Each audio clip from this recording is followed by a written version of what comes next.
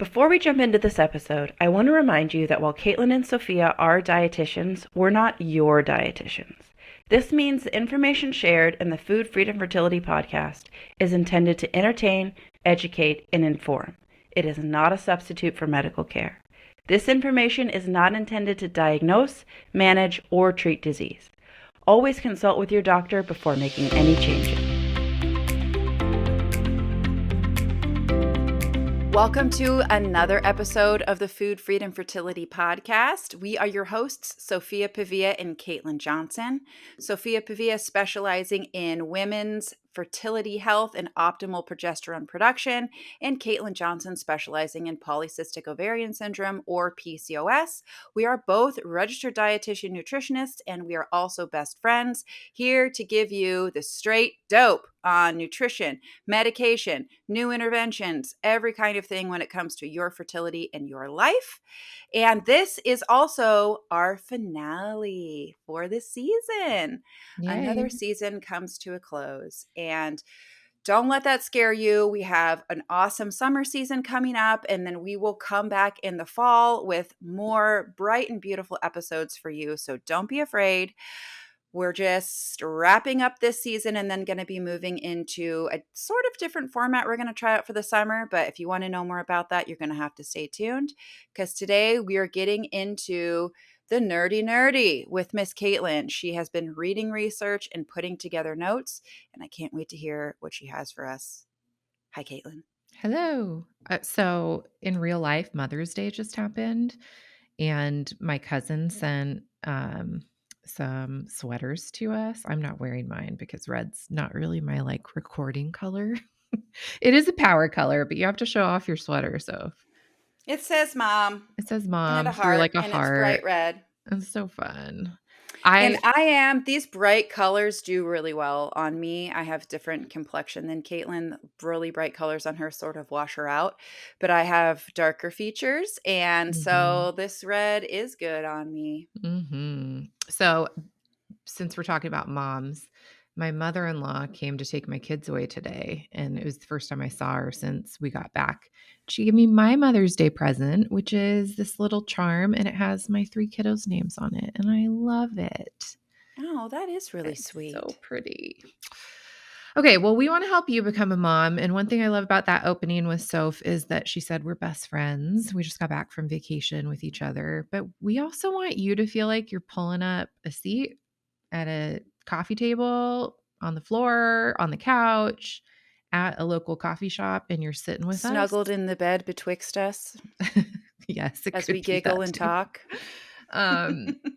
So I hope you feel that way. If you're a longtime listener or this is new to you, this is going to be a little bit of like a research heavy episode. And I want to give you a little bit of context for it. So I am a PCOS expert, PCOS dietitian, PCOS patient. I've helped hundreds and hundreds of people with PCOS move through, I wonder if I can get pregnant, or I haven't been able to get pregnant, to look at this beautiful picture of my brand new baby. And I want to help you through that too if you have PCOS. What we're going to talk about today is some interesting combinations between ovulation stimulation medications.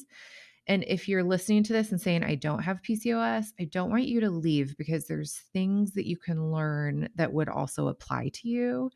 And this episode could be really helpful in just helping you advocate for yourself with your OBGYN, how to kind of supplement your lifestyle to have more success if you're using these ovulation induction medications, maybe answer some of the questions of why you would be offered these medications even if you are ovulating. And then some interesting things that are different within the ovary and the follicle of somebody with PCOS. So I think that this will be for everyone if you're in this trying to conceive bucket and maybe thinking about moving on to ovulation induction with your doctor. So part of why I looked into this was an interesting conversation I had with Dr. Gary of Fertility Cloud, which is one of our sponsors. He's a reproductive endocrinologist that's been working in the field of reproductive medicine for decades. And is definitely expert from the perspective of a medical physician. Sophia and I come to the table with more of the nutrition, lifestyle, and helping people make behavioral changes. So, different expertise, both really helpful on the team. And I met with him with a client of mine who had been working with him. We took a break from ovulation induction and worked on lifestyle and diet. And then we're going back to ovulation induction. And we got on a call, and this person is somebody that would fall into that PCOS category where there was insulin resistance, but it wasn't so obvious in their body. Like they weren't carrying a lot of central adiposity or weight around their middle, not obvious signs of metabolic syndrome, which are really common when you see insulin resistance. Some people would call this group lean PCOS. And I hopped on this call with them because I had heard Dr. Gary talk about getting really creative with people in one of the first episodes that we did with him, getting creative with medications, especially when somebody is limited by willingness or belief system in moving into things like IUI or IVF, or limited by budget. Because when you move into IUI and IVF, all of a sudden, we're introducing additional procedures, oftentimes multiple rounds of ultrasounds, gonadotropin shots, which are very expensive. When we're talking about IVF, we're talking about multiple rounds of heavy medical interventions. So, a lot of medicine and then a retrieval. Medical interventions in terms of the embryologist that's working with sperm, an egg, an embryo, and then staging, sometimes testing. You can see how some of these things would start getting more and more expensive. So when you're limited by, your own kind of moral compass, or you're limited by funds, or maybe both, and you've tried something like Clomid or something like Letrozole, there are other ways than like the very typical road that your doctor would send you on, which is maybe they would give you Letrozole first, 2.5 milligrams. That doesn't work. We'll go to 5. If that works, we'll do a few cycles of that. If that doesn't work, we'll do a few cycles with maybe a trigger shot. Likewise, you could start with Clomid. Typically, they'll start you with 50 milligrams. If that doesn't work, 100 milligrams. I've even seen some doctors go up to 200 milligrams, but that's not as common. Sometimes it's just this typical schedule of like you take it between this day and this day of your cycle. Now, doctors are clinicians and they also are doing something called practicing medicine. It's not like we do this and we know 100% of the time this happens, especially when we're talking about reproductive medicine. So we came to this appointment kind of armed with these are all the things that we've done. These are the outcomes we've seen. We've seen a little bit of weight loss. We've seen hormonal improvements. We've seen decrease in time to ovulation. We were hoping to see increases in progesterone. We did, but this person was already using a prescription of progesterone too. So it was a little kind of like, was it the medicine? Was it her own um, input? So we came to this appointment saying, Dr. Gary, can we get creative? And we went over a lot of things. And I was expecting him to maybe say, let's increase your dose of letrozole and maybe spread it out by a couple days, like take it for 2 or 3 days more, because I've seen that happen. I was maybe even considering we had done letrozole.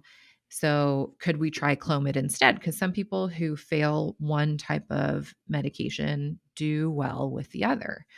And one thing that he said kind of sent me digging into the research, because he said, when I work with a lot of people with, and I'm quoting him here, lean PCOS, I find that at times letrozole or Clomid alone are not successful. We have to layer them one on top of the other. And so what he proposed was to do letrozole, and after 3 doses of letrozole, adding in Clomid and finishing the letrozole dose and then finishing the Clomid dose. So you kind of layer them at different points at the beginning of your cycle, but they're kind of overlapping and you're taking them within the same cycle at the same time. Now, I had seen this before, but I hadn't heard anyone directly say this may be more helpful for individuals with lean PCOS. So, if you've listened a couple episodes ago, we had a client of mine come on, and Soph was talking about just this idea of lean PCOS and are there different PCOS subtypes, maybe stress dominant or insulin dominant or chemical dominant. Something that I find with a lot of PCOS clients is there might be like one major contributor, but a lot of times it's layered. It's hard to say anybody doesn't have stress or doesn't have this or doesn't have that. Sure. But um, one other thing that is pretty prominent in people with PCOS that are kind of in the smaller body type is their adrenal glands are usually very active. And oftentimes they're the individuals that I see have the most extreme acne and sometimes even hair loss or hirsutism because there's this like very strong drive of lots of androgens. And these are the ones that I have also seen be somewhat resistant to letrozole, and switching over to Clomid can be helpful. So I have all this kind of like what I've seen with my clinical experience, what Dr. Gary's saying, navigating this with the patient that I'm working with, and then saying, I got to go look at this research. Like, where is this coming from? Is there research on this, or is this really Dr. Gary leaning on his clinical experience? And I would say, before we dive into the weeds, it's a little bit of both. There is very little research in PCOS that is definitively done stratified based on BMI or weight. Since we don't have in research a lot of like we did this within a PCOS population with a normal BMI. There are a few research studies like this, but there aren't when we're talking about letrozole and Clomid. A lot of times they will try within the research and like the statisticians look at different pieces of information of the participants and say, we've kind of ruled out weight or triglycerides or this medicine or this behavior and say, like, this doesn't seem to have an impact on the outcome. But there is not a lot of great research that says people with insulin, high levels of insulin, let's go look at how they respond to letrozole versus Clomid. Or let's go look at this PCOS subpopulation of individuals with only polycystic ovaries and irregular cycles, but that don't struggle with hyperandrogenism. And let's go look at them. Because in this group of individuals, there are wide ranges of how it looks, how it presents, and what's going on underneath hormonally, both in the lab work and kind of the progression of your PCOS. When we don't have a lot of research, a lot of times I just want to kind of explain this. And so if I'd love to hear you kind of chime in a little bit on this. We do the best that we can, making good judgments with the evidence. And then there is a huge piece of clinical experience that you lean on. So what Dr. Gary's saying is, I've treated a lot of people with PCOS. If you just look at how many women have PCOS, I'm sure it's at least a quarter to close to a third of the individuals that he likely treats, if not more than that. And within that great portion of his practice, I'm sure a handful of them come with a typically normal BMI. So what he described as a lean PCOS individual. And so he's saying, I've worked with a lot of these people. Usually one of the first steps that happen with these individuals is you start with a letrozole treatment. And when people don't respond to it, then you move on to what's next. And what he was saying is, I've seen a lot of people that don't respond to this. And instead of just moving straight to Clomid, sometimes we do that, but sometimes we layer them on together. Hey, Food Freedom and Fertility family. It's Sophia introducing Fertility Cloud. High treatment costs can be daunting, but here's some good news. 80% of Fertility Cloud patients have gotten pregnant for under $2,000 after just 5 months of treatment. Starting your family doesn't need to come with a huge price tag. Fertility Cloud virtual consultations mean you can talk to them from the comfort of your couch. They create personalized plans for men and women, whether it's ovarian stimulation with Clomid or Letrozole, Ovidrel trigger shots, guidance on male fertility, or even weight management support with medication. As a special for Food Freedom and Fertility listeners, get $50 off your initial medical doctor consultation. With meds delivered in just a day or two, unlimited support for your questions, and free follow ups when needed, they're here to make your path to parenthood smoother and more affordable. Ready to start? Visit myfertilitycloud.com and enter Food Freedom, one word, at checkout. Um, and so if, maybe not speaking so much to the Clomid and Letrozole, but to the idea of when we lean on evidence-based medicine and when that evidence is sometimes not coming straight from research, but coming from what you've seen in practice. Can you kind of help me give some Sure. color commentary on that? Yeah. I mean, that's the whole reason that practitioners exist because anybody, I mean, a cockatoo with a strong beak could type this stuff into ChatGPT or into Google and pull up all of the data about it and read through all this research and stuff. And if we're just looking at hard numbers, like anyone could put that together, AI could put that together. Mm-hmm. But what about the nuance and looking at the specific variances between people? And then the things that maybe no researcher has thought to specifically study or no pharmaceutical brand has wanted to financially back. And we just have what we're seeing in experience. And in situations like fertility, we are up against a clock. You aren't going to be trying to conceive for the rest of your life. I mean, whether that's a relieving comment to you and you're like, thank God this isn't going to be forever, or whether that's terrifying and you're like, oh my gosh, TikTok, like I got to get this done. It's just the truth. Mm-hmm. And so when it comes to drugs coming to market, going to clinical trials, being approved at this dosage for these conditions and in these ways, and like this takes a lot of time and a lot of money. And not everybody has that kind of time. I mean, I think the Mm-hmm. statistical average is it takes 18 years for something to actually make it into the standard of practice, the standard of care. Well, Mm-hmm. okay, so maybe that works if you started trying to conceive when you were 20. But even then, do you want to be 38 when you have your first baby and you started trying to conceive when you were 20? I mean, I'm going to be 38 if I have another baby, but that's likely not your goal. So, leaning into a practitioner's lived experience, boots on the ground, working with these patients day in and day out is a vital part of getting quality medical care. The big piece comes down to informed consent.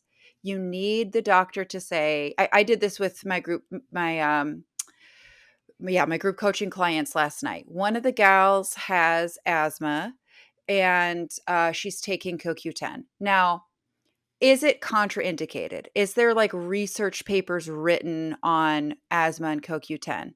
None that I've seen, but I have had patients who have asthma who were taking high doses of CoQ10 and their asthma got worse.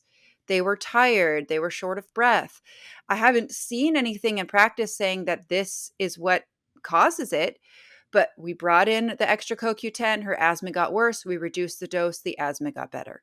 So with this gal who's taking CoQ10 with asthma, I was like, okay, let me just tell you straight up, this might make your asthma worse. People have died from asthma attacks.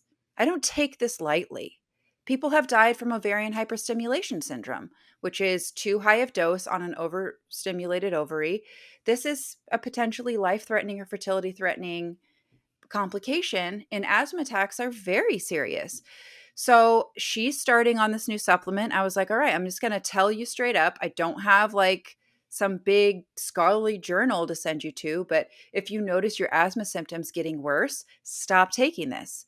Carry your rescue inhaler with you all the time while you're taking this. And if you're doing something, because there's different kinds of asthma, some are like more allergic, and if they're like going leaf peeping in the fall, it's going to be worse, or exercise induced, or whatever, dusting the house and the dust is getting kicked up or something. If you're going to be doing those things, you're going to do that, skip your CoQ10 dose that day. And this is not supported by research. It's just what I've seen in my practice. And Mhm. so this is what I'm telling her. Like if she starts having asthma attacks, I'm not going to sit here and be like, well, I just have no idea. I've checked the scholarly journals and I don't know. Like I've had patients with asthma have worse symptoms on CoQ10. So I'm informing someone in that situation of the potential risks. Mhm. And she can decide if the risks and benefits are worth it. I don't know how severe her asthma is. I don't know if she's had a near death experience from her asthma. And so she's like, I don't want to mess with that. Or maybe she's someone that just like coughs a bit too much on the soccer field. Like there's variations here, and only the patient knows her own life. So this is just sort of to color in. We often make recommendations that aren't very completely documented because that documentation takes a lot of time and money that we just Mhm. don't always have. And ultimately, you have to make the decision for yourself. If we withheld that and said, well, almost everyone who takes this is fine, so I don't really need to say anything to you, that's not informed consent. Mm-mm. And if we said something really scary, like if you take this, you're going to die from asthma, that's also not informed consent. We have to give the patient what we know and let them make the decision for themselves. And so we can use her name, Ellen. She was, openly on a previous episode, telling her, hey, I don't have the data in a journal to show you about this, but I've done this a lot. This is what I've seen. When you're backed up against, next step is these things that you either have a financial or moral objection to. Do you want to get a little funky with it? You want to get a little wild and try something else. And it's not like it's that wild to take these two drugs. People do this all the time. But it's when you give informed consent and you let someone know clearly what's Benefits, going on, risks, risks, alternatives. benefits, yes. And let her make a decision for herself. And you just say, all right, I'll support you in that. Here's what I've seen. I do this kind of all the time. Right. It's part of our job, right? Mhm. I think it's really easy to how cut and dry it is to just be like, well, we do letrozole. If that doesn't work, we do Clomid. That doesn't work. We do IUI. If that doesn't work, we do IVF. It's easy to just be like, and we march along the path. Uh, Mhm. but when you're saying like, well, what else could we do? Sometimes it takes like a really good conversation with your practitioner, and then sometimes like a processing conversation with your partner, with somebody like Sophia or I to go, okay, this is all the stuff we didn't get to talk about because we only had 20 minutes with this doctor. These are other things that you might want to consider. So And it's the difference between working with a real medical practitioner like Caitlin or I, or somebody that has a special interest in a certain area of nutrition and so has studied kind of just that.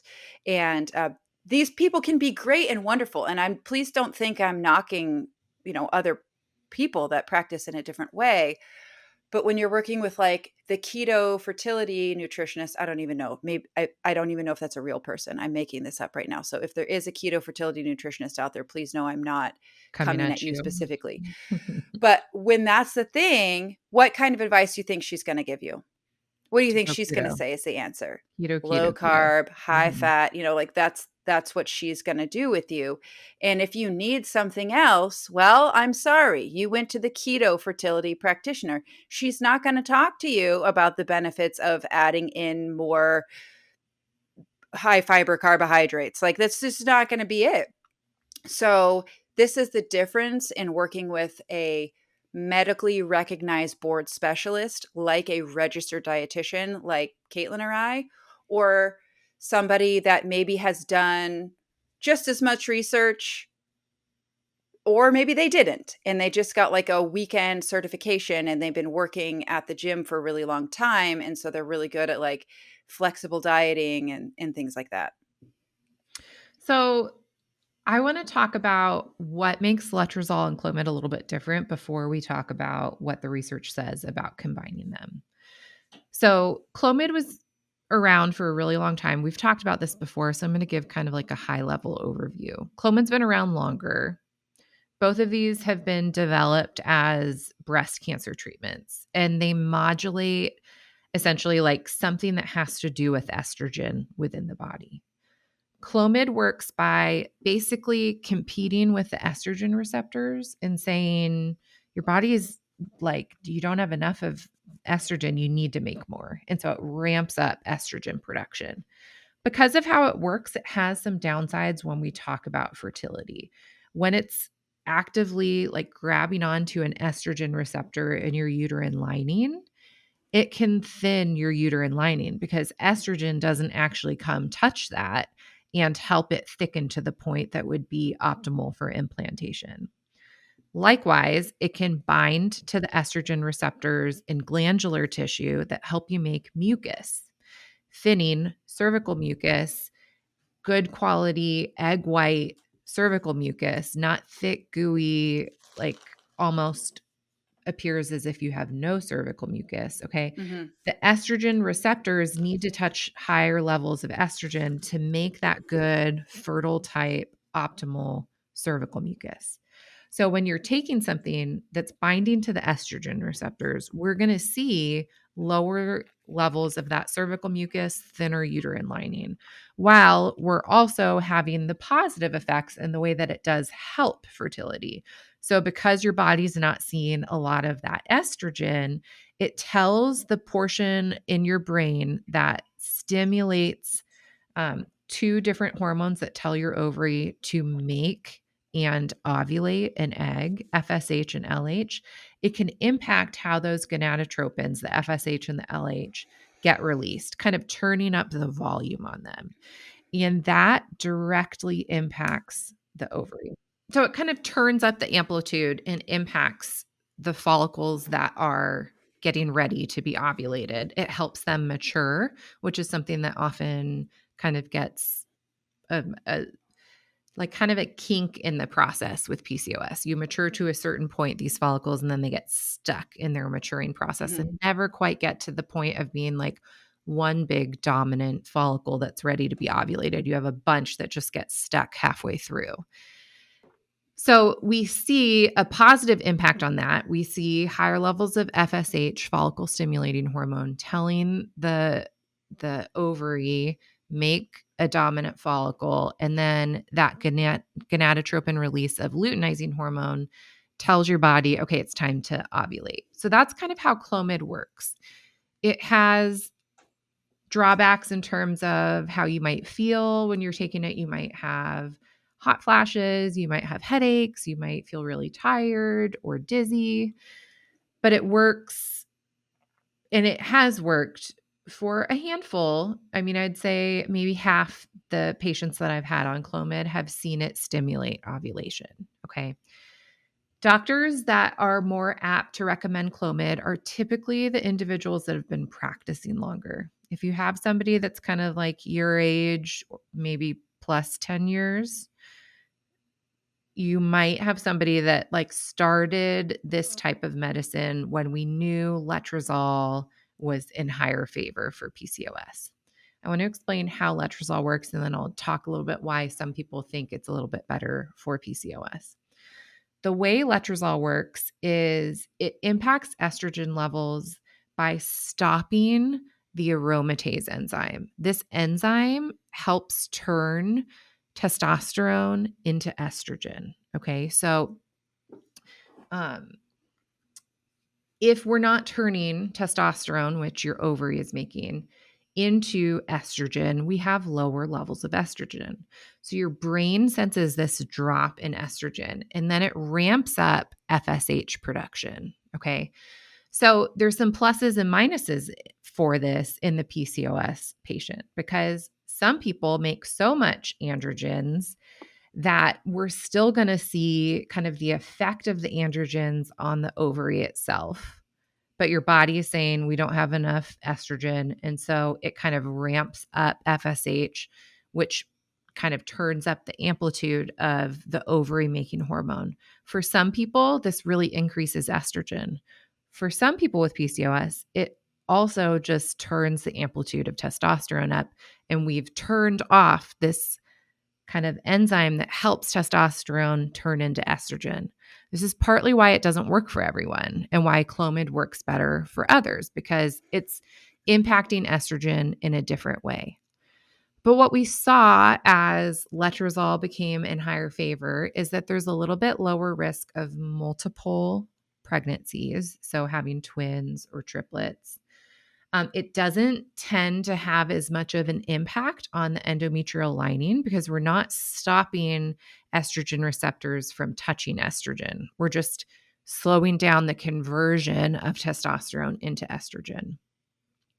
Now, when we compared not ovulation as the outcome, but live birth rates as the outcome, we saw a little bit better results in letrozole. So, based on having less multiples, based on having a little bit higher live birth rates, and because it makes sense that if we're impacting both the uterine lining and cervical mucus, like the egg quality richness of cervical mucus, a lot of doctors have kind of shifted favor over to letrozole.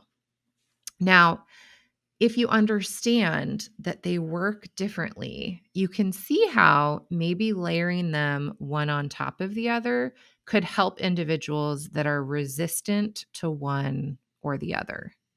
Okay. I think the devil's advocate in both Sophia and I might say, like, why would you layer them one on top of the other if you haven't taken them each individually first, right? I mean, I think that we're always looking for the lowest effective dose of something. And so if we haven't seen letrozole kind of get you over the hump of ovulation, or you've ovulated but you haven't conceived, why would we layer Clomid on top of that without just trying Clomid on its own? And I think that this comes back to, again, a conversation with your provider, one where we're limiting risks, but two, where we're taking into consideration the whole human that we're treating. And some people are just like, I want the best chance of getting pregnant this cycle. And if you think layering this medication on top of this medication is going to give me a better chance of getting pregnant and carrying a healthy pregnancy, I'd rather go for the extreme rather than kind of stepwise 1, 2, 3, kind of cycle after cycle. Let's try Clomid. And then if that doesn't work, layer them one on top of each other. In this particular instance with this patient, Dr. Gary was resistant to just say, let's try Clomid next because of his clinical experience. And he explained it that with individuals that are of a normal BMI with PCOS, he's seen some resistance to both letrozole and Clomid, and layering them one on top of the other seems to be really helpful. And that, when I started digging into the research, made some sense to me, because a lot of times when I see these individuals with a potentially normal body weight, but extreme androgen kind of expression of their PCOS, I can see why letrozole alone may not be helpful, because we're dialing up the amplitude of testosterone too when we're saying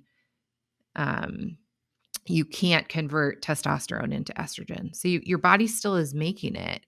And when you start saying follicle stimulating hormone, make more, the thing within the ovary that's making the testosterone and the estrogen is the follicle. So as the brain is stimulating the follicles, grow, mature, and we're just turning up the amplitude on that, we're turning up both the testosterone and the estrogen.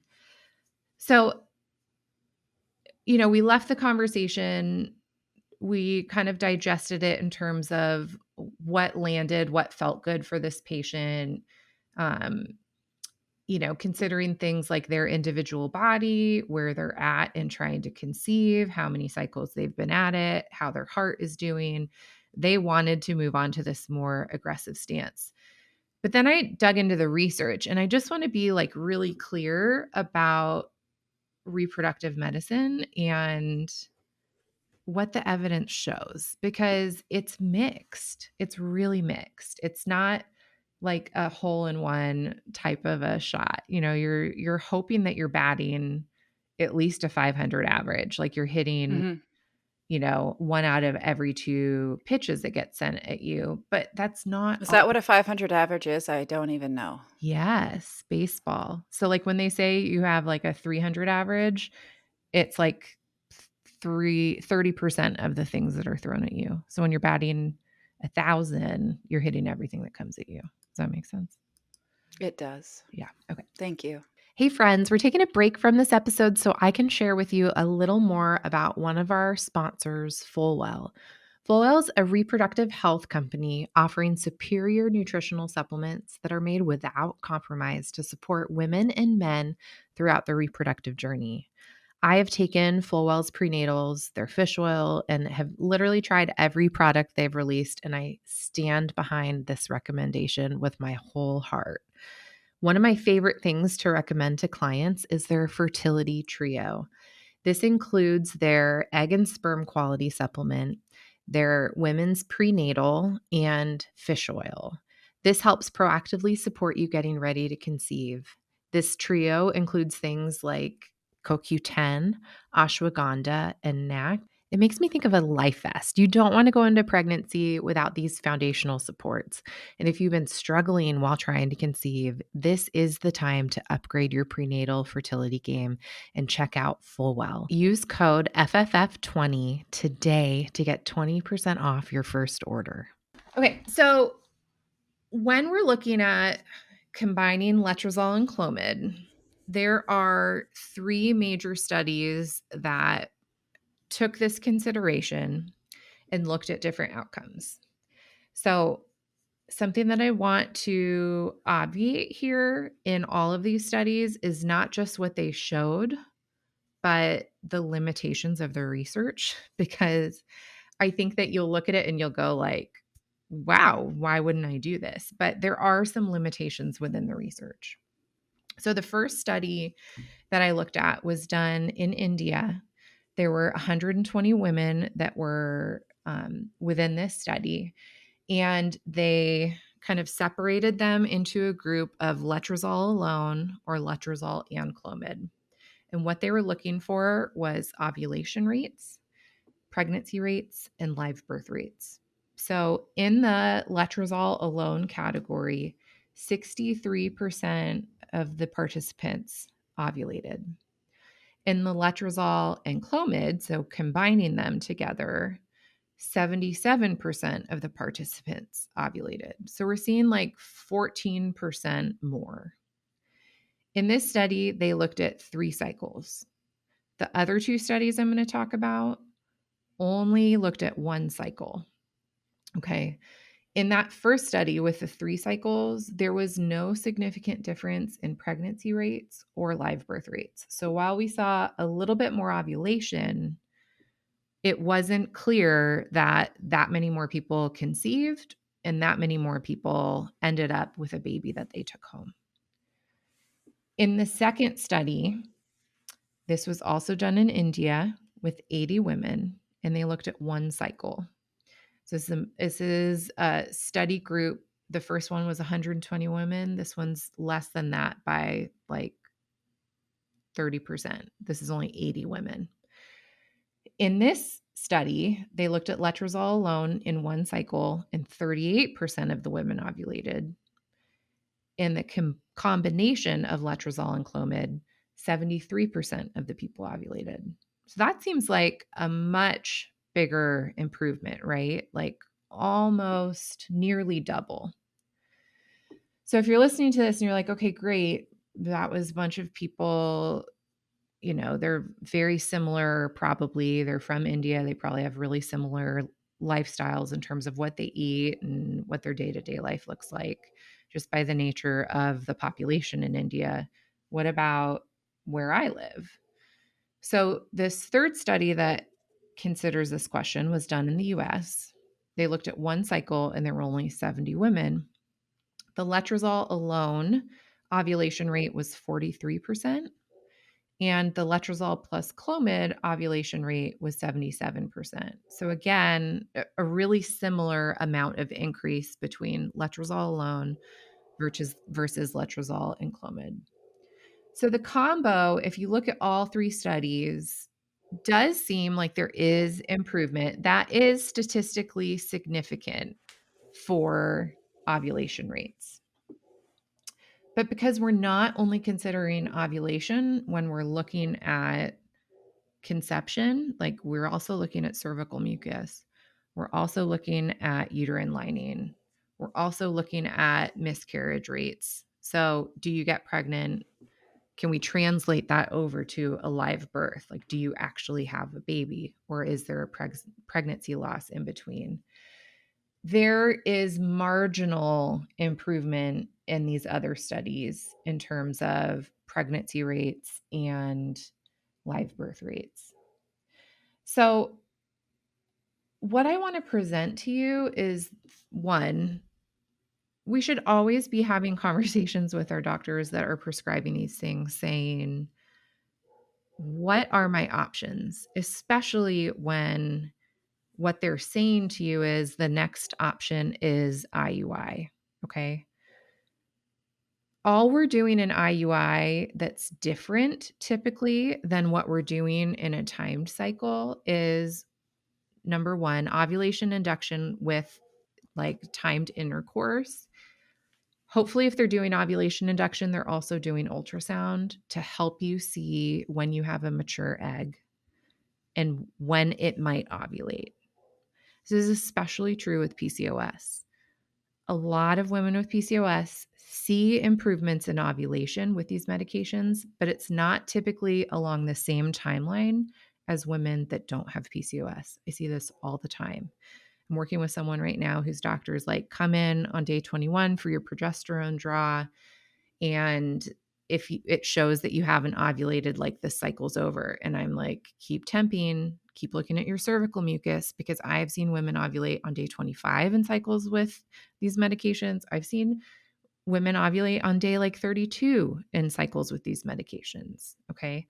I've seen women get pregnant off those late ovulations, even with these medications. All the time. All the time. So don't just give up and don't necessarily stop having sex until we're sure that you aren't pregnant, which would happen when your period comes. Okay. When we're talking about advocating for yourself and having conversations with your doctor, this kind of fertility, we often call it like a conveyor belt. It truly is that. It's like we do this, then we do this, then we do this. And there are great reproductive endocrinologists, clinicians that are looking at these things and trying to be very helpful and very patient specific with their recommendations. But they do this all day long and they have 15 minutes with you, maybe, to have a conversation and draw up a plan and kind of move on. And you may be one of the individuals that would benefit from looking at a little bit of a different plan before you get offered the next step. Because when you're taking these medications, before you should move on to something that costs a lot more money and doesn't have a whole lot improved outcome, if your partner has good semen analysis and sperm quality, IUI isn't going to be very helpful in most cases. So, getting more creative on the PCOS side of things and saying, how do we get you to ovulate and how do we improve the egg quality, the cervical mucus quality? How do we improve the uterine lining quality so that we kind of have all these different ingredients that go into conception, implantation, and a good start to a healthy pregnancy? We want to use these medicines in the way that they can be really helpful, but we also want to support your body so that you have the best chance at getting a really quality egg and kind of being prepared and ready for both intercourse and implantation. So, looking at these studies, I was like, this isn't, I mean, yes, there are increased rates of ovulation. I've been working with an individual doing this now for a few cycles where I've been very kind of like in the day to day. Have we ovulated? How's your sex timing? How's all that going? she's ovulating a lot earlier on this combo protocol, which I think is very encouraging for her. Yeah. But we also saw cervical mucus completely go away. This is the first time she's used Clomid. So we've had a lot of conversations around how can we improve that? What can we do? And that's kind of what I want to do with this last little bit of the podcast is talk to you about how if you're going to use these medications, and this is where I think it's really powerful too for somebody without PCOS, if we're going to use these medications, we want to support your body in all the ways that we can so that we can give you the best chance at healthy early pregnancy or conception even taking place. So, the first thing that I want to say to you is egg quality really matters. And there's a lot that we can do to boost egg quality with diet and supplements. So, egg quality for some is improved just by this like higher input of FSH and higher estrogen levels. Okay. This kind of the medication alone can support that. And I've seen a lot of people's progesterone production after they ovulate actually improve while taking these medications as well. The ovary is just generally getting juiced up. Yeah, it's responding better, maybe, or it's making more of the hormones in and of itself. And this makes a lot of sense in that lean PCOS scenario because we're not talking about somebody who's having so much insulin stimulate the ovary all the time that the ovary's already doing this. And so we're seeing like tons of cervical mucus all the time, tons of estrogen dominance. We're more swinging in the other direction. Mhm. So, simple things we can do to impact the potential in the egg quality: antioxidants, improving mitochondria health.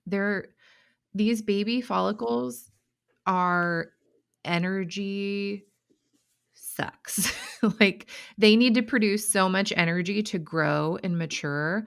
They're very like mitochondria rich organelles. It's wild. Yeah, there's more mitochondria in your ovaries than like anywhere, even your brain, your heart, these things that you think are like cranking all the time, and frankly are cranking all the time.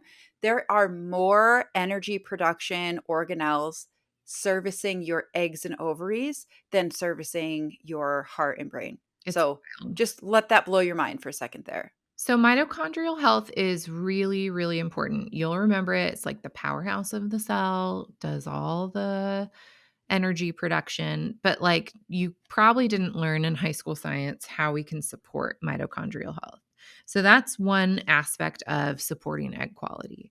Another aspect of supporting egg quality is antioxidant support because there's a lot of oxidative stress that comes at both sperm and eggs.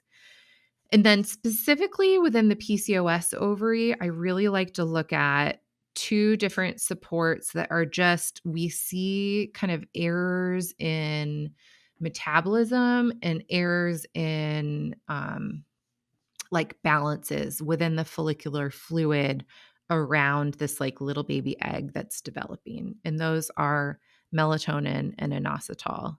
So, do you want to I feel really smart right now because I was guessing what you were about to say and I got it right. right. Do you wanna, since I've been talking, talk a little bit about mitochondrial health and things people can do to support that? Yeah. So, frontline is always going to be an antioxidant rich diet and supporting your blood sugar.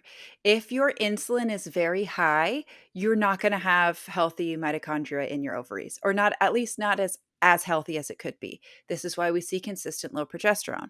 This is why we see consistent egg quality issues in people where the insulin is getting too crazy. So blood sugar balance, we talk about that all the time. If you're unsure what to do about that, go back to any of our 100 episodes where we've discussed it. I don't want to give you guys a whole review about it now, but another important piece of this, when I say a high antioxidant diet, I'm talking specifically about bright colors.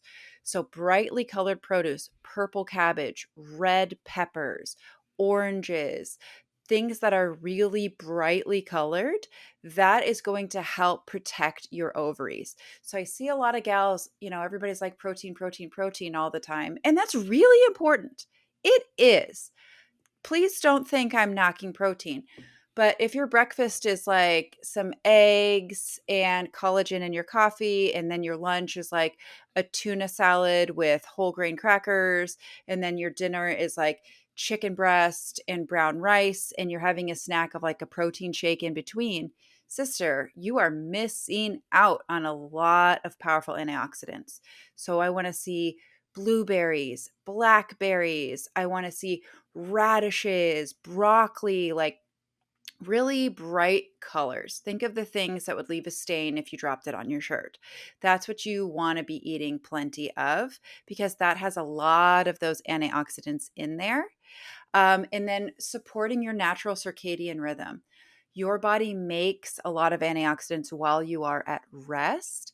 And that comes into play when we're talking about light and dark cycles. So you want to get bright morning sunlight before 7 a.m. when possible, and then dim your lights using red or orange light later in the evening. Watch the sunset if you can. That really can help trigger your brain to make a lot of melatonin and also your ovaries. And these are things that we support with supplements a lot of the time. So I work a lot with, endometriosis lady here and women with endometriosis. They need a ton of antioxidants. So I will put them on a melatonin supplement, sometimes up to 20 milligrams per night. And if you've been using it to like help you sleep when you travel, you're having like 3 milligrams. So this is a really high dose. Same thing with something like N-acetylcysteine or glutathione. Again, this is the antioxidant production. And then hot and cold temperatures are another good one. Your mitochondria love to be cold, not too cold. I'm not talking about this like crazy ice plunge guy that's like diving into a frozen lake. I'm talking about a brisk morning walk. I'm talking about turning down the temp on your shower to where you get a little goosebumpy towards the end, only after you've already shaved. Okay, please don't shave with goosebumps. Learn that the hard way. But mildly cold temperatures, jumping into the lake in the summer, swimming in the ocean. These things are going to help mitochondria for men as well as women. And so you want to utilize this and stay away from super hot temperatures all the time if you can. I know that like sauna is really popular. And it has great detoxing benefits, but in your follicular phase, when your ovary is working hard to develop that healthy follicle, lean more towards the cold temperatures. So those are sort of like my cheap and easy ways to do things. I'm not telling you to go buy a sauna or a cold plunge. I'm just saying like fill your bath with tepid water and sit in it. Doesn't have to be freezing cold. Absolutely. And some of those things overlap beautifully with the other kind of pillars specifically for PCOS. So you mentioned melatonin or N-acetylcysteine, both really Mhm. beautiful because in the PCOS ovary, we have lower levels of melatonin in the follicular fluid than women without PCOS. And melatonin is a really powerful antioxidant. So, if it's something that you haven't considered in the past, it can be really powerful, especially when we're kind of pairing, like revving up for these ovulation induction cycles. I wouldn't wait. Like, if you're trying to regulate your cycle and get you ovulating now, you could try adding these into your routine. But for sure, if we're going to the point where we're paying extra money, we're putting our body through a lot, why not throw a little bit more support at your body? Because we see improved outcomes when we combine these things together. And when I say that, there's not a lot of research on melatonin plus letrozole and Clomid in the same cycle. There's probably not a research study that looks at that together. However, layering these in impact different areas of what kind of correspond to a healthy egg being developed. And I've seen it in practice, layering melatonin at least with Clomid or letrozole, or just trying to stimulate cycles. There are some research articles that show melatonin alone can help improve ovulation in individuals with PCOS with nothing else. So why not add it together? So, I've talked about dosage. 10 to 20 milligrams can be really powerful for individuals taking or trying to stimulate ovulation or trying to really improve the antioxidant levels within the ovary. I would say you may want to work yourself up to that dose. Like if you start taking that right before bed, you may not be able to drag yourself out of bed in the morning. um, Yeah, yeah, that's very real. You get used to it though. yeah, you do. I You don't stay so groggy like for weeks. The biggest complaint I hear with it though is vivid dreams. Like I just get these such vivid dreams. And all I can say to that is, well, you're sleeping. What Like, do you want? I know I get really vivid dreams with it too. yeah, I always have vivid dreams, whether you take I so melatonin do or not. I. But I don't know, when people talk about that, I'm like, that's always been my life, so I don't know what you're complaining about. okay, It's a so part of sleeping. What do you wanna say? It's like, "Oh, I can't sleep. I drool." Like, right. okay, well, sorry. So the other piece of kind of like an error in metabolism or what we see different in a follicle with PCOS and a follicle of somebody that doesn't have PCOS is an imbalance in something called inositol. We Mhm. overconvert myoinositol into dechiroinositol, and taking myoinositol, especially in higher quantities, has been shown to improve ovulation rates. You will find studies that say taking myoinositol in a blend with dechiroinositol in a 40-to-1 ratio also improves ovulation rates. That is true.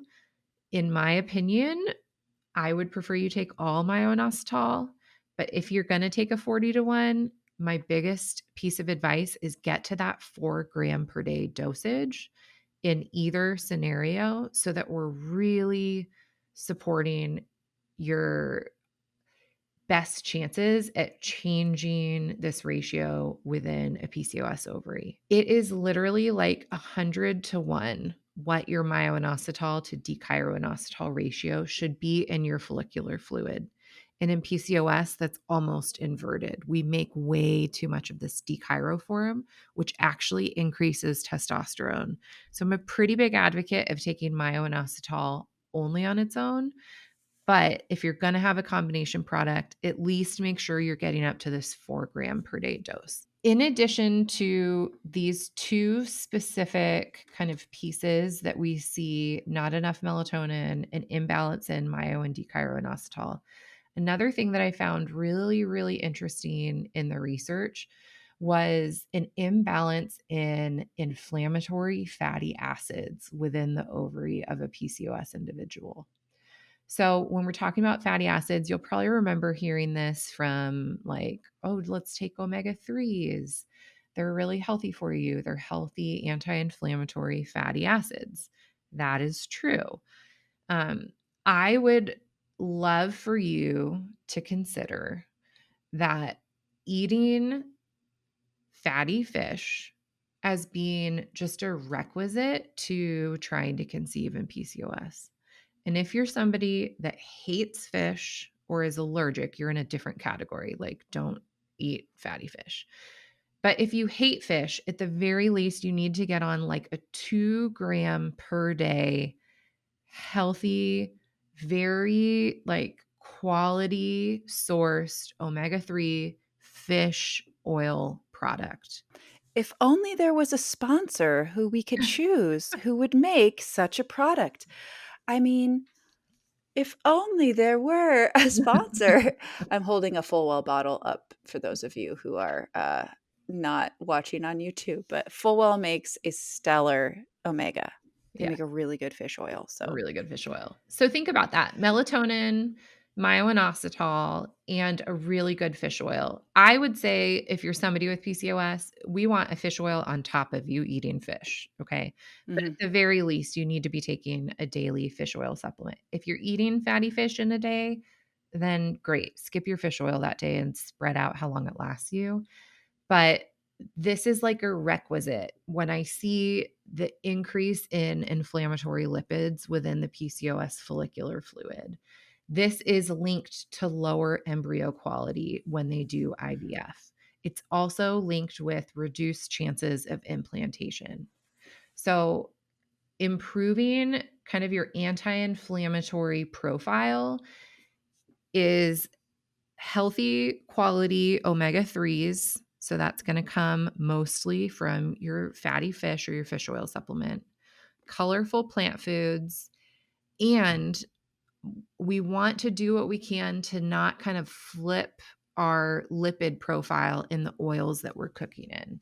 A lot of typical cooking oils, especially in the US, are very, very high in omega 6 fats and omega 9 fats, which are more pro inflammatory when you don't have enough omega 3 fats. So, as much as we can, we want to be sourcing quality fats for us to cook in, quality fats for us to eat, quality fats when we're making things like salad dressings, um, or kind of dressing our food when you're going to add a fat to something. This can help improve embryo quality and it can help improve implantation. We are going to take a break from this episode and chat a little bit about one of our sponsors. Truth be told, when we were contacted by Fond to see if they could sponsor our Food Freedom Fertility podcast, it kind of was like one of those dream come true sponsorships. Let me explain why. There are very few foundational foods that cover broad nutrient needs for fertility, gut health, and baby's brain development like Fond is. And not only do they create these foundational foods, they kind of exceed in every category that I can think of what we want to put into our bodies. They're the only verified regenerative through land to market bone broth, tallow, and lard on the market. Unparalleled animal sourcing, all pasture raised, or 100% grass fed and finished cattle. All the herbs and vegetables that are in the blends and the seasonings of these broths and lard are exclusively organic. Nothing is packaged in plastic. The entire packaging process is plastic free from kitchen to their shipping materials. When I think about this regenerative fat line that they've just introduced to the market, I use it in so many different ways. I've used their pork lard that's flavored with cinnamon and vanilla when I've been sauteing apples to put in my children's oatmeal. I've used their regenerative beef tallow that's flavored with chili and garlic as I've sauteed meat that's going to go into a slow cooked pho style dish. And then I've used their broth within that dish itself. I love the flavor combinations. I love that I can trust that these foods that I'm putting in my body are so clean but truly delicious. The infused flavors are ready to sip, and all the fun flavors can be used to take any dish from good to gourmet. I've been using these for the last 4 or 5 months every single day and have seen a huge difference in my own health. And I know this is our fertility podcast, but we started taking on Fond as a sponsor at the same exact time that my dad got diagnosed with esophageal cancer. And I had so much peace in these moments where he could hardly eat anything that he was sipping on a bone broth that had so much gelatin and collagen and amino acids that I knew we were reducing inflammation in his body and giving him just these beautiful, naturally occurring electrolytes and protein that was so easy to get down. This is one of my most favorite products I've ever used in my kitchen. And I am so proud that we get to partner with Fond. Fond has generously given us a coupon code for their website where you can receive 10% off. So that's FFF10. Or if you click on the link in our show notes, it actually brings you to a landing page where the discount is baked right in, and some of Sophia's and my favorite products are hanging out on that page for you to peruse. Please give this brand a try. Please support them. If you haven't listened to our episode, you are just gonna scream at how incredible this brand is and what they've come through, supporting a woman founded business that has your health and our planet's best interest at heart. It's something that I can't be more proud that we get to partner with, and they sponsor you getting this free fertility information straight to your phone every single week. Now back to our episode. Okay. And then the last thing that I want to think about and talk Wait, about. wait, wait, wait. Plug for sponsor, Quality Fats. Oh, yeah, Fond, baby. fond. Oh, yeah. All their fond lard, fond tallow, all their flavored options. This is what we're talking about. If we're dressing something, like we're gonna put a marinade on some vegetables after they've been cooked or salad or something, extra virgin olive oil is great. But if you're gonna be cooking with heat, that's where we want you using a quality fat like the tallow and the lard from Fond.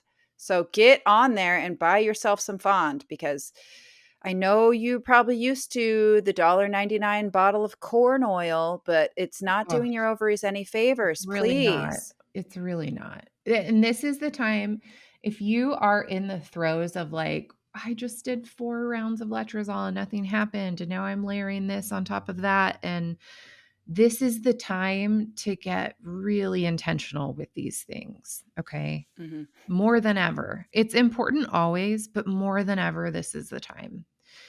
And then the other piece is antioxidants themselves, which overlaps into support for your cervical mucus. NAC is something that I feel like it is in the Venn diagram, like it overlaps and is a help in so many ways.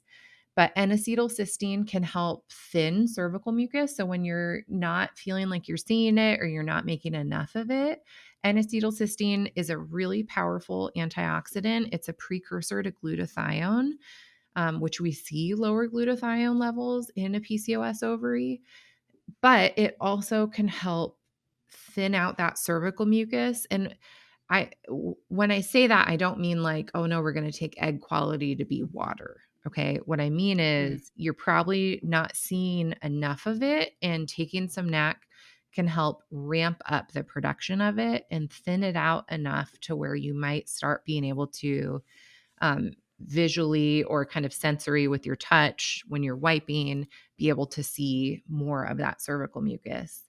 Um, in the antioxidant category, too, another thing that I'm seeing a lot in research to help improve egg quality is alpha lipoic acid. Yeah, that's a great one. We talk I about use that all the time. CoQ10 like it's the bomb. And I think in the fertility world, we think of that too because we have studies on kind of our male partners and how it improves things. But alpha lipoic acid it's so good. It's also really good for blood sugar balance and insulin signaling. So alpha lipoic acid is another one that I really love when we're talking about antioxidant defenses that improve egg quality. And it's in the fertility booster made by Fullwell.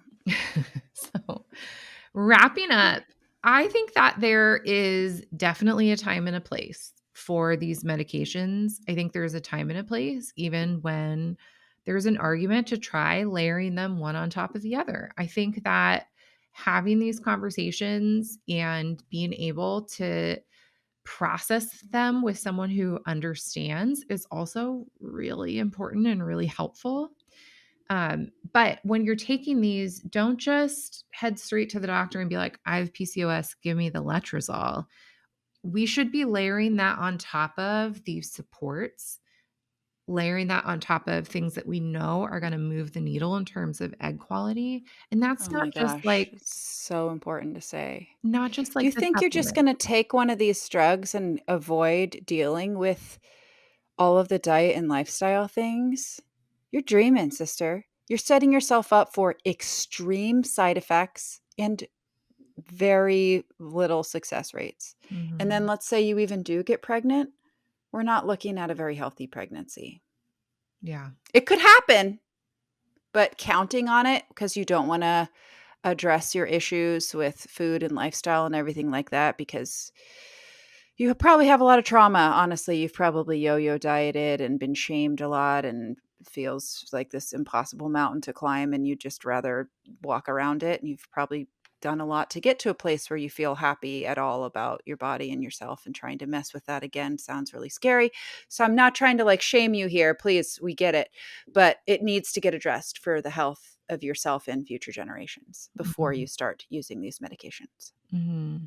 Yeah. And I love the things that you brought up for mitochondrial health, but are just also really supportive for stress support in this, like circadian rhythm Definitely. support, sleep. These are foundational to better outcomes. And the outcomes we're looking for is a healthy baby, a healthy mommy, a healthy pregnancy, a healthy family that we're bringing these babies into. And that's what we're here for. So I hope this was clarifying or helpful in some way and not. Probably not the most entertaining episode we've ever done, but Mhm. definitely very informative and a lot of actionable things to go and do. Yeah. So I guess this is it. This is the season finisher. We better get some really solid yeah girls for the end of this episode. My yeah girl, I'll tell you, okay, you might think this is dumb, but this is a big deal for me. Okay, sidebar here. I used to be a competitive weightlifter, which sounds really funny because I'm not really built for it. Like, I don't really have the body composition for it, and I'm way too tall for it. And it was like I probably could have been a good volleyball player, but instead I ended up doing this in my 20s. So, I did some powerlifting meets and some powerlifting training, and no matter how I trained, I could never get my bench press above like 120 pounds, which is laughable in the world of powerlifting. I would come out onto the platform and crush with my squat. 275 was my biggest squat. I would wreck people. I was in the 62 kilo weight class, which is like around 130 pounds, and I would crush. My deadlift, again, crush, 315, smashing people. I was great, especially for my body type. And then I'd get out there and do my bench, and it would be like a mouse with a Q-tip. It was just so sad. And I just, I never like won any big medals or anything because my total would be such shit from my teeny weeny bench press. So, today was bench press day at my gym, and I lifted 125, which is my lifetime max, which I thought Amazing. I had given up on lifetime maxes because I used to train all the time and I couldn't crack 120. It was like there was something broken in my body. Like if that bar got even 121 pounds, I couldn't lift it. And today I did 125, which has got me honestly feeling weird because I'm like, but maybe I did lift more at one point and I just don't remember because it can't possibly be that I hit a PR. And then the other part of my brain is like, well, yeah, but you certainly wouldn't fit into that 130-pound weight class anymore. There's no way. Like you're so much bigger. So this lift doesn't really count, all these things. But I'm trying to process all that and just give myself a yeah girl for lifting a big lift for me this morning. There was girls all around me that were like smashing weight way heavier than me, but this was a big lift for me, and I feel happy that I lifted 125 pounds on my bench press this morning. Yeah, girl. And I think Thank you. processing it is really good because people are going to listen to this and be like, "Ugh, I can't even go to the gym. I can't even get myself to like go lift anything." And you're comparing like, "Oh, I'm not in that weight class again, and so maybe it's not even that good." Like, girl, it's your record. Like, It's my enjoy record, it. and I got to ring a little bell. I love it. Enjoy it. That's so fun. Hey, friends, we're taking a break from our episode to talk about one of our sponsors. And this sponsor is the PCOS app. Did you know that I made an app all about PCOS? Well, I did, and you can find so many resources in it. We have slowly moved all the resources from my PCOS Hormone Academy course over into the PCOS app, and that talks about all things PCOS topically. Like if you have acne, you can go look at the skin and acne modules and see what does Western medicine offer? Why does this impact PCOS? What can we do about it? What are natural remedies? What are nutritional remedies? We talk about hair loss and hirsutism all through that lens where we go through what is it? Why is it impacted by PCOS? Or why do we need to pay more attention to this particular thing? And what can we do about it? And we provide a vast resource to help you both advocate for yourself at the doctor's office and treat yourself at home naturally. Now, the exciting thing that I want to share with you is starting in January 2025, we're starting to migrate all of the content that I have published so far on fertility into this app. I used to sell a course for $700 all about how to get pregnant with PCOS, and that is all getting moved into the app between January and March. So you can take the course as if you enrolled in the whole thing for $10 per month. So head to your app store, whether you're on a Google Android device or an Apple device. If you type in PCOS app, you just look for that really pretty lavender flower, you'll find it. Download it and join us because you're going to get weekly recipes and all the fertility focused PCOS content that you need. It will start being uploaded under the Academy tab. So stay tuned for that. And let's get back to our episode. Oh, that makes me so happy. My girl is I dusted off my camera today. I haven't done very much food photography lately because we're bringing in a metabolic probiotic into the PCOS formularies line. Ooh la la. Yeah. And I took pictures of it and I redid photos for the rest of the supplements in line so they all match. And I was like, photography is so much harder than you think it is, especially once you add in flash and just all these things. And I did it. I didn't even have to call my photography friends to be like, how should I do it? What way should I set up the light? Oh no, it's not bright enough. Oh, what do I do? I very often do that. Today I did it all on my own. I'm about to publish them to the website. And I'm like, damn, I crushed that. That is it, girl. Photography is hard as shit. Really hard. So hard. People think it's just point and click, but that's how you get pictures that look like your grandma took them, okay? Mm-hmm. You need more than that. Even with our fancy iPhones and all the fancy cameras, there's a lot of skill that goes into these things. And editing. Yeah. We got to figure out how to edit that picture I sent you of us at the birthday party where my friend Bennett's in there. Such a good picture.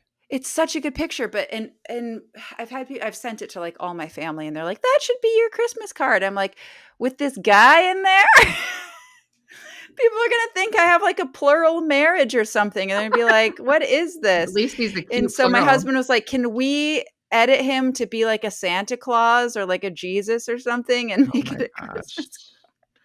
If you send, I don't know, because he's holding He's Natalie. holding my oldest. I know. Right? So we can't get rid of, in my body position isn't in a way where like I could be holding her. You know, we could like move it over. Yeah, I'm looking at it. So I think we need to turn him into a Jesus or a Santa or something. That would be really funny. I know. I took my camera to the vacation Sophia and I just got back from, but I didn't get like a good one of your whole family. Not even convinced I got a very good one of Natalie, but I got some good ones of you and Jenny and Louie.